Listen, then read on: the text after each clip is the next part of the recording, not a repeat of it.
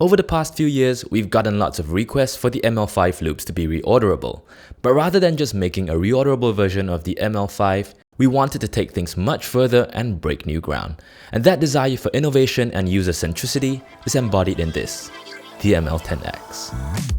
First up, before we begin, we just want to thank you for the amazing response we received for the ML10X release. We sold out in about 3 hours, which is beyond what we expected. Some of you weren't able to get one, but not to worry, we are producing a larger batch that we expect to be ready in the early 4th quarter of this year. So thanks again, and we are excited for you to get your hands on one. In this video, we're going to go over the brand new ML10X to have a good understanding of what it does, how it works, and how it can benefit your tone and music production. The ML10X is a MIDI-controlled, full stereo reorderable loop switcher. It allows you to engage, bypass, and rearrange the order of your effects with just the press of a switch on your MIDI controller. Now, why do we want to reorder our effects? The order in which you chain your effects can make obvious or subtle differences to your tone. Running an overdrive into a boost and running that boost into that overdrive will produce a different tone. Stacking gain pedals in different orders will also create different tonal characteristics. Whether your reverb comes before or after your delay will also result in a different overall effect. With the ability to reorder your effects on the fly, your sonic palette is expanded even with just the same pedals that you already own. We liken it to having a set of colored paint, but now you are free to mix them however you like, which gives you new and undiscovered colors.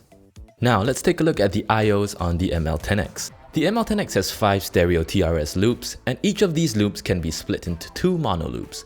These 2 loops can be used as either the left and right channels of a stereo pedal or function as 2 mono loops for 2 separate mono pedals. And yes, these 2 loops are completely independent and can be placed in any position in the signal chain. This means you have up to 10 reorderable mono loops available.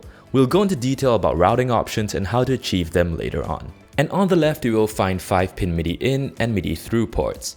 This is where the ML10X receives MIDI, and the MIDI through port allows you to MIDI chain it with the rest of your MIDI capable devices or link multiple ML10Xs together for more loops. And on the other end, we have a USB-C port for connecting to your computer. This allows for firmware updates, backing up your presets, and for use with the ML10X Editor, which we'll get into in just a bit. On to the next feature we think will be really useful to you, spillover trails. With spillover capability, the ML10X lets you seamlessly change presets and bypass loops without an abrupt cut in sound. This is especially useful for delay and reverb effects that trail on even after they are bypassed. So even if you change to a preset that does not have a reverb or delay effect in it, you'll still be able to hear the delay repeats and reverb tails trail on even after you've switched to the new preset. Spillover trails can be applied to 1 or more loops, definable per preset. Now let's move on to navigating on the ML10X. On the front panel here, you'll see an LCD display with control buttons located below. These buttons allow you to access almost all the features and functions available on the ML10X. This includes changing presets, editing presets, engaging and bypassing loops, accessing global settings, and much more. The LCD screen also provides feedback to the user, showing you preset names, the order of your effects, and which loops are engaged or bypassed. The ML10X has 4 banks of 128 presets each, giving you a total of 512 programmable preset slots. Connecting your pedals to the ML10X works just like on any loop switcher.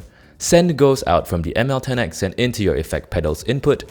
The effect pedal's output then goes back into the return port on the ML10X. The cool thing about the ML10X is that it doesn't matter what order you connect your pedals in. As all the loops are reorderable, you can choose your desired order for every preset. There are 2 ways you can use each loop on the ML10X. The first way is to use it solely as a single mono loop. If you do not need that many loops, you can use standard mono TS cables to connect your pedals. If you do this, you'll only be able to control up to 5 mono pedals. The second way is to split each loop with a stereo to mono splitter cable, which is available as an optional add-on when you purchase the ML10X from our website. You will need 2 splitter cables for each loop, 1 for send and 1 for return. This will allow you to use the 2 loops as the left and right channels of a stereo pedal or for 2 separate mono pedals. Our splitter cables are color differentiated, red for ring because both start with the letter R, and black for tip. As best practice, you can use red for right because that also starts with the letter R, and you can use black for left. Now let's get into editing presets. While you can edit presets on the ML10X itself, using the included ML10X Editor offers the quickest and clearest experience. Let's take a look at how to edit presets on the editor. You can access the ML10X Editor from our website. Just look for Editors under the Support tab and select ML10X from the Editor drop-down list. On the left column, you will see all banks and presets on the ML10X. Just click on any preset you want and start editing. In the first section of the editor, you will see the preset edit area. This is where you select which pedals will be part of a preset and the order in which they are connected. Each preset can be a simple preset or an advanced preset. An advanced preset allows you to split and merge signals, while a simple preset does not. However, a simple preset offers certain conveniences over an advanced preset if you do not need to split or merge your signals. More on that later on. Scrolling down, you'll see the global settings section. Here you can set your ML10X MIDI channel.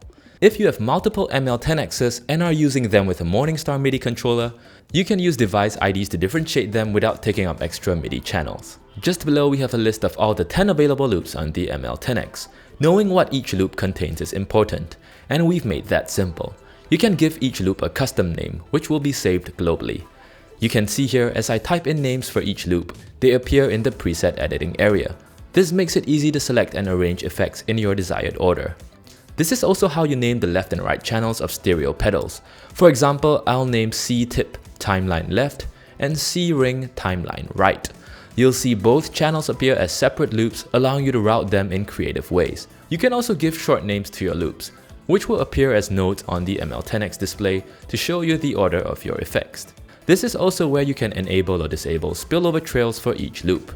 Take note that this does not determine if a loop will spill over in a particular preset. This only determines whether a loop is designated to be capable of spillover or not. Now let's go ahead and select an empty preset slot and create our first preset. Let's start with simple, which is great if you don't need to split or merge signals. For this example, let's create a mono preset in series. This means we only need to be concerned with the first row starting from input tip and ending at the output tip. Side note, the second row is only required if you have a stereo source or two mono inputs and would like to connect to both the ML10X's input tip and ring. Now all we need to do is select the effect we want and drag it onto the signal chain to add it. Let's start with the Bloom compressor, followed by the 1981 DRV, the Optimus, the tonal recall, and finally the Big Sky. If you do not want a pedal to be active upon engaging a preset, you can click on it to bypass it. If a pedal is colored gray, it is bypassed. If it is green, it is active. Let's say I don't want the Optimus to be active when I first engage this preset. So I'll just click on that, name this preset Hey10X, hit save, and we have our first preset created. Now this will be my signal chain when this preset is recalled. Before we move on creating advanced presets, do give this video a like and subscribe to our channel if you've enjoyed what you've seen. Now let's create our second preset. For this one, we'll be creating an advanced preset. This is where things get even more interesting.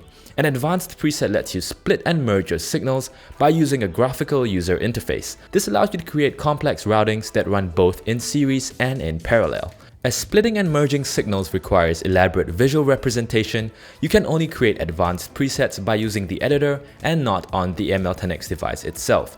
You can split a signal not just into two, but into however many splits you want. And you can merge all of them back into one signal as well. Surprisingly, this actually sounded pretty clean and pleasing. Being able to split a signal into however many paths you want allows for tons of experimentation and frees you from conventional constraints. We won't be getting into listening to audio today, but we will be in another video coming up soon. For the majority of us, we'll probably be splitting a signal into two most of the time, so let's do that for this example. For this example, I'd like to run two different delays in parallel and then merge them back into one signal. The delays we have here are the tonal recall and the timeline. The tonal recall has a beautiful analog texture, while the timeline can serve up clean and clinical digital repeats. By running them in parallel, we can get the flavors of both delays without one of them processing the repeats of the other, which gets messy and muddied up.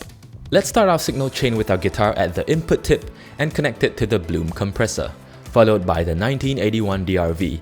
We can then split our signal at this point by having one side connected to the tonal recall and the other side go into the timeline.